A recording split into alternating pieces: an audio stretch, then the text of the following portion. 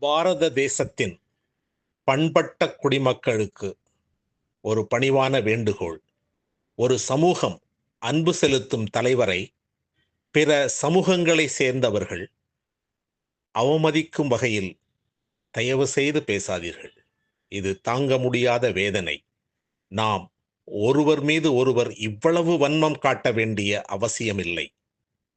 கள்ளர் மறவர், தேவேந்திர குல வேளாளர், நாடார் இனப் பெரியவர்கள், தவறு செய்வோர் நம்முடையவராக இருந்தாலும் அவரை நியாயமாக கண்டிக்க கற்றுக்கொள்ளுங்கள்.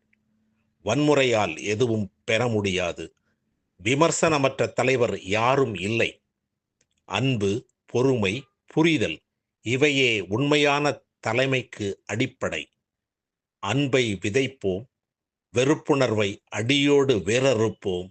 வரும் தலைமுறையை பிரசாதி நட்பு என்ற மந்திரத்தை சொல்லி வளர்ப்போம்.